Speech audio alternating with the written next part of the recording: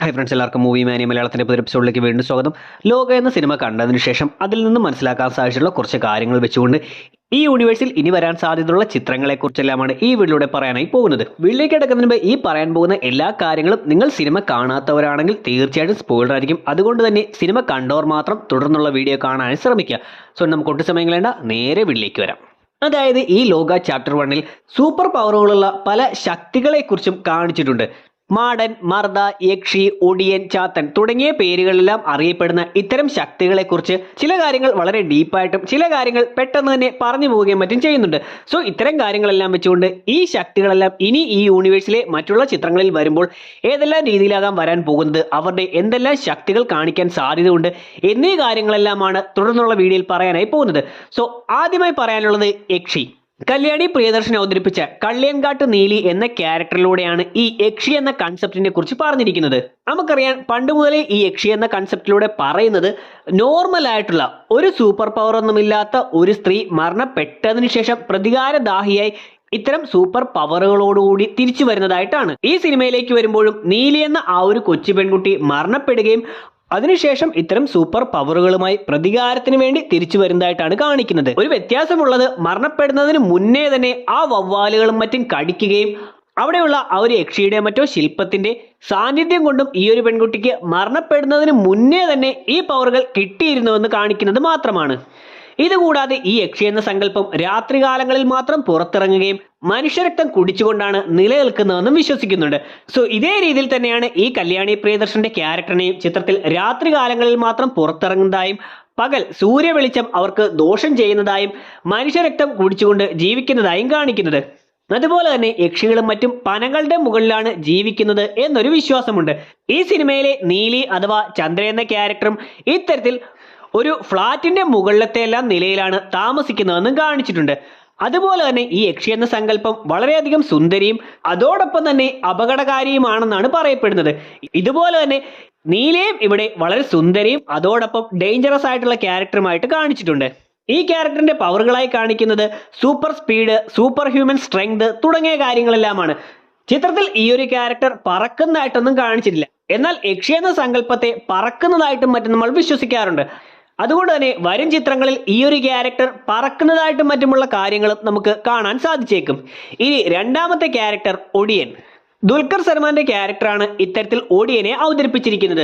കഴിഞ്ഞ വീഡിയോയിൽ ഞാൻ ഒരുപക്ഷെ ഈ ഒരു ക്യാരക്ടർ വാമ്പേഴ്സ് ഹണ്ടറായിട്ടും മറ്റുമാണ് വരാൻ സാധ്യതയുള്ളതെന്ന് പറഞ്ഞിരുന്നു.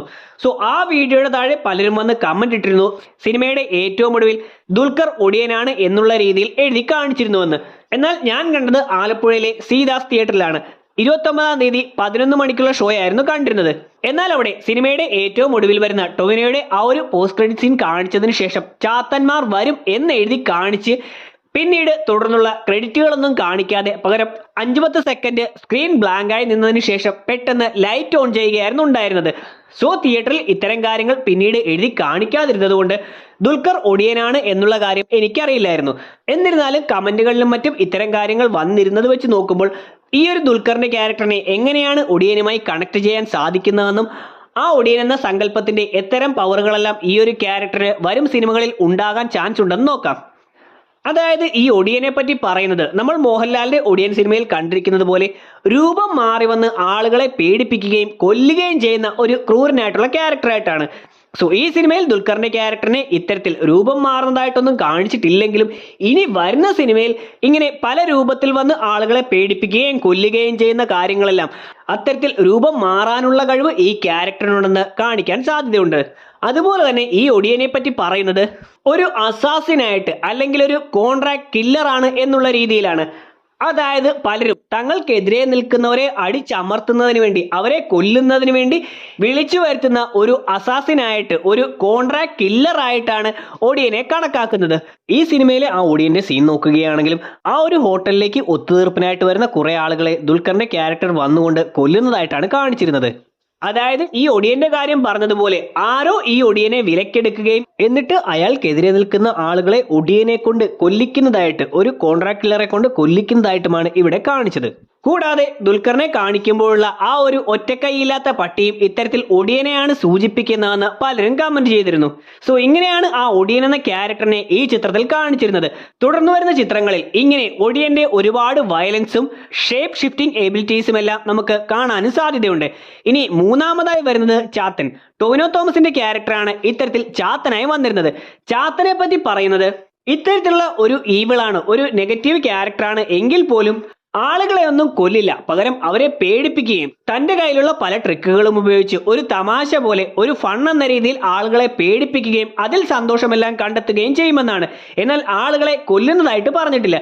ഈ ചിത്രത്തിലും അതേപോലെ തന്നെ ടൊവിനോയുടെ ക്യാരക്ടർ തന്റെ ആ ഒരു മായ കഴിവെല്ലാം ഉപയോഗിച്ച് ആളുകളെ കുഴപ്പത്തിലാക്കുകയും പേടിപ്പിക്കുകയും മറ്റും ചെയ്യുന്നതായിട്ടാണ് കാണിച്ചത്. യക്ഷയെ പോലെയോ ഒടിയനെ പോലെയോ ഒന്നും ആരെയും കൊല്ലുന്നതായിട്ടേ കാണിച്ചിട്ടില്ല. എന്നിരുന്നാലും ഇനി വരുന്ന ചിത്രത്തിൽ ഈ ഒരു ക്യാരക്ടർ മാത്രമാകില്ല, പകരം ആ ടൊവിനോയുടെ ചാത്തനെ പോലെ തന്നെ ഒരുപാട്, ഏകദേശം 400-നടുത്ത് ചാത്തന്മാർ ഉണ്ടെന്നാണ് പറയുന്നത്.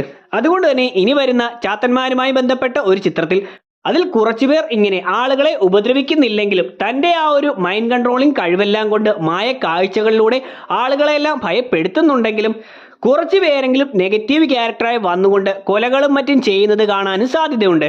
സോ ഇങ്ങനെ പോസിറ്റീവ് ക്യാരക്ടേഴ്സായും നെഗറ്റീവ് ക്യാരക്ടേഴ്സായും വരുന്ന ഒരു കൂട്ടം ചാത്തന്മാരുടെ പല പല ട്രിക്കുകളും മായ കാഴ്ചകളുമെല്ലാം നമുക്ക് വരും ചിത്രങ്ങളിൽ കാണാൻ സാധിക്കും. പിന്നീടുള്ളത് മാടനും മർദയും. സൗബിൻ, ബാലു വർഗീസ്, അഹാന, ശാന്തി ബാലചന്ദ്രൻ തുടങ്ങിയവരുടെ ക്യാരക്ടറുകളായിരിക്കും മിക്കവാറും ഈ മാടനും മർദയുമായിട്ടെല്ലാം വരാൻ പോകുന്നത്. ഇതിൽ തന്നെ കഴിഞ്ഞ വീഡിയോയിൽ ഞാൻ അഹാനയ്ക്ക് പകരമായി അന്നാബിൻ എന്ന് പറഞ്ഞിരുന്നു. കാരണം നിങ്ങൾക്ക് തന്നെ അറിയാം, ഇത്തരം ക്യാരക്ടറുകളെല്ലാം ഒറ്റ ഷോട്ടിലോ മറ്റോ ആണ് കാണിച്ചു പോയത്. അതുകൊണ്ട് തന്നെ ആരെയായിരുന്നു കാണിച്ചതെന്ന് ഓർത്തെടുത്തപ്പോൾ അതിലും കൂടുതൽ സീനുകളിൽ വന്നിരുന്ന അന്നാബിന്റെ മുഖമാണ് അവിടേക്ക് ഓടി വന്നത്. അതുകൊണ്ടാണ് ക്യാമിയോയിൽ വന്നിരുന്ന സൂപ്പർ പവറുള്ള ക്യാരക്ടറുകൾ അന്നാബിൻ ആണെന്ന് തെറ്റി പറഞ്ഞു പോയത്. ഈ മാടനും മർദയും കണക്റ്റഡ് ആണെന്നും മാടൻ ഭൂമിയിൽ താമസിക്കുമ്പോൾ ആകാശത്താണ് മർദ ഉള്ളതെന്നുമെല്ലാമാണ് വിശ്വസിക്കുന്നത്. ഇവർ രണ്ടുപേരും പരസ്പരം കണക്റ്റഡ് ആയിരിക്കുന്നത് കൊണ്ട് തന്നെ ഒരാളില്ലെങ്കിൽ മറ്റൊരാൾക്ക് നിലനിൽപ്പില്ല എന്നും പറയുന്നുണ്ട്. അതുകൊണ്ട് തന്നെ തുടർ ചിത്രങ്ങളിൽ ഈ മാടനും മർദയും വരുമ്പോൾ രണ്ടുപേരും ഒരുമിച്ച് നിന്നുകൊണ്ട് പോരാടാനും ഒരാൾ മറ്റൊരാളെ പ്രൊട്ടക്റ്റ് ചെയ്യാനും, ഒരാൾക്ക് എന്തെങ്കിലും സംഭവിക്കുകയാണെങ്കിൽ അല്ലെങ്കിൽ ഒരാൾ മരണപ്പെട്ടു പോവുകയാണെങ്കിൽ ആ സമയം മറ്റേയാൾ അതിന്റെ ദേഷ്യത്തിൽ അതിഭീകരമായിട്ടുള്ള കാര്യങ്ങൾ നടത്തി ശത്രുക്കളെയും മറ്റും നേരിടുന്നതായിട്ടുള്ള കാര്യങ്ങളും മറ്റും കാണാനും സാധ്യതയുണ്ട്. കൂടാതെ ഈ മർദ ആകാശത്ത് താമസിക്കുന്നു അല്ലെങ്കിൽ ആകാശത്തിലൂടെ സഞ്ചരിക്കുന്നു എന്നതെല്ലാം കൊണ്ട് ഈ ക്യാരക്ടർ പറക്കുന്നതായിട്ടുള്ള കാര്യങ്ങൾ കാണിക്കാനും സാധ്യതയുണ്ട്. അതോടൊപ്പം തന്നെ മർദയെപ്പറ്റി പറയുമ്പോൾ കാറ്റ്, ചുഴലിക്കാറ്റ്, കൊടുങ്കാറ്റ് തുടങ്ങിയ കാര്യങ്ങളെല്ലാം നിയന്ത്രിക്കുന്നു, അതിലൂടെയെല്ലാം മനുഷ്യരെയും ശത്രുക്കളെയെല്ലാം പേടിപ്പിക്കുന്നു എന്നെല്ലാമാണ് പറയുന്നത്. സോ നമ്മൾ കണ്ടിട്ടുള്ള സൈക്ലോൺ, സ്റ്റോം തുടങ്ങിയ മാർവൽ DC ക്യാരക്ടേഴ്സിനെയെല്ലാം പോലെ അത്തരത്തിൽ ചുഴലിക്കാറ്റും കൊടുങ്കാറ്റുമെല്ലാം കൊണ്ടുവരുന്ന ഒരു കഥാപാത്രം എന്ന രീതിയിൽ അത്തരത്തിൽ ഈ ഒരു ക്യാരക്ടറിന്റെ കഴിവുകളെല്ലാം വരും സിനിമകളിൽ യൂസ് ചെയ്യാനും സാധ്യതയുണ്ട്. ഇനി മാടനെ പറ്റി പറയുകയാണെങ്കിൽ രാത്രികാലങ്ങളിൽ വന്നുകൊണ്ട് ആൾക്കാരെയും മൃഗങ്ങളെയും എല്ലാം അടിച്ചിടുകയും മറ്റും ചെയ്യുന്ന ഒരാളായിട്ടാണ് വരുന്നത്. So super speed, super human strength തുടങ്ങിയ കാര്യങ്ങളിലൂടെയെല്ലാമാകും ഈ മാടന്റെ കഴിവുകൾ കാണിക്കാൻ പോകുന്നത്. സോ ഇങ്ങനെ മാടൻ, മർദ, ചാത്തൻ, യക്ഷി, ഒടിയൻ ഇത്തരം കാര്യങ്ങളെല്ലാമാണ് ചിത്രത്തിൽ പ്രധാനമായും പറഞ്ഞിരുന്നതെന്നാണ് എൻ്റെ ഓർമ്മ. സോ ഇതല്ലാതെ മറ്റെന്തെങ്കിലും കാര്യങ്ങൾ പറഞ്ഞിട്ടുണ്ടെങ്കിൽ തീർച്ചയായിട്ടും അത്തരം കാര്യങ്ങളെക്കുറിച്ച് നിങ്ങൾക്ക് കമന്റിലൂടെ അറിയിക്കാവുന്നതാണ്. ഇനി അവസാനമായി പറയാനുള്ളത് മൂത്തോൻ എന്ന ആ ഒരു ക്യാരക്ടറിനെ കുറിച്ചാണ്. ഇത് ആരാണ് ചെയ്തിരുന്നതെന്ന് എടുത്ത് കാണിച്ചിട്ടില്ലെങ്കിലും ശബ്ദം കേട്ടപ്പോൾ മമ്മൂട്ടിയോ മറ്റോ ആയിട്ടാണ് തോന്നിയത്. ഒരുപക്ഷെ ഈ യൂണിവേഴ്സ് ബിൽഡ് ചെയ്ത് അത്തരത്തിൽ ഒരു വലിയ യൂണിവേഴ്സ് ആക്കി മാറ്റുമ്പോൾ മമ്മൂട്ടിയും അതുപോലെ തന്നെ പല പ്രധാന താരങ്ങളും ഈ യൂണിവേഴ്സിലേക്ക് കടന്നു വരാൻ സാധ്യതയുണ്ട്. എന്നിരുന്നാലും ഇവിടെ ആ നടനെ എടുത്തു തന്നെ കാണിക്കാത്തത് കൊണ്ട് ഇനി വരുന്ന ചിത്രങ്ങളിൽ അവർക്ക് വേണമെങ്കിൽ ആളുകളെ മാറ്റാനുള്ള ഓപ്ഷനും ഉണ്ട്. കൂടാതെ ഈ മൂത്തോൻ എന്ന ക്യാരക്ടറിന്റെ കയ്യിൽ ഒരു വടി ഇരിക്കുന്നത് പോലെ കാണിച്ചിട്ടുണ്ട്. ഇതിലെ നീലി, ചാത്തൻ എന്നീ ക്യാരക്ടറുകൾക്കെല്ലാം ഒരുപാട് ഏജ് ഉണ്ടെന്നാണ് പറയുന്നത്. ഏകദേശം 200-300 കൊല്ലമായിട്ട് ഇവർ ഭൂമിയിൽ ജീവിച്ചിരിക്കുന്നു എന്നാണ് പറയുന്നത്. സോ ആ ഒരു കാലഘട്ടം മുതലേ ഇത്തരത്തിലുള്ള ചാത്തനെയും യക്ഷികളെയും എല്ലാം അടക്കി ഭരിക്കുന്ന അവരുടെ എല്ലാം ഒരു നേതാവെന്ന രീതിയിലായിരിക്കാം ഈ മൂത്തോൻ വന്നിരിക്കുന്നത്. അതുകൊണ്ടാകാം ആ കാലഘട്ടത്തിലുള്ള മൂപ്പന്മാരുടെയും മറ്റും കയ്യിൽ ഉണ്ടായിരുന്നത് പോലെയുള്ള ഒരു വടിയുടെ സിമിലർ ആയിട്ടുള്ള, എന്നാൽ ഈ പുതിയ കാലഘട്ടത്തിലേതെന്ന് തോന്നിക്കുന്ന തരത്തിലുള്ള ഒരു വടി ഈ മൂത്തോന്റെ കയ്യിൽ ഇരിക്കുന്നതായി കാണിച്ചത്. സോ ഇവരുടെ എല്ലാം ഒരു നേതാവെന്ന രീതിയിൽ മൂത്തോന് ഇവരുടെ മിക്ക കഴിവുകൾ കിട്ടാനും അതുപോലെ തന്നെ ഇവർക്ക് ആർക്കുമില്ലാത്ത കഴിവുകളും ചിലപ്പോൾ മൂത്തോന് വരും സിനിമകളിൽ കൊടുക്കാനും സാധ്യതയുണ്ട്. സോ ഇത്രയുമെല്ലാമാണ് ഈ ലോക എന്ന സിനിമയിലെ ചാപ്റ്റർ 1 ചന്ദ്ര കണ്ടതിനു ശേഷം അതിൽ പറയുന്ന ശക്തികളെക്കുറിച്ചും വരും സിനിമകളിൽ കാണാൻ സാധ്യതയുള്ള അവരുടെ കഴിവുകളെക്കുറിച്ചുമെല്ലാം എനിക്ക് പറയാനുള്ളത്. ഞാൻ ഈ പറഞ്ഞതിൽ വിട്ടുപോയിട്ടുള്ള കാര്യങ്ങളുണ്ടെങ്കിൽ തീർച്ചയായിട്ടും നിങ്ങൾക്ക് കമന്റ് സെക്ഷനിലൂടെ അത്തരം കാര്യങ്ങൾ കൂട്ടിച്ചേർക്കാവുന്നതാണ്. വീഡിയോയുടെ അവസാനിക്കുകയാണ്. വീഡിയോ നിങ്ങൾക്ക് ഇഷ്ടമായിട്ടുണ്ടെങ്കിൽ ലൈക്ക് ചെയ്യാനും ഷെയർ ചെയ്യാനും സബ്സ്ക്രൈബ് ചെയ്യാനും ശ്രമിക്കുക. നമുക്ക് അടുത്തൊരു എപ്പിസോഡിലൂടെ കാണാം. അതുവരെ ബൈ.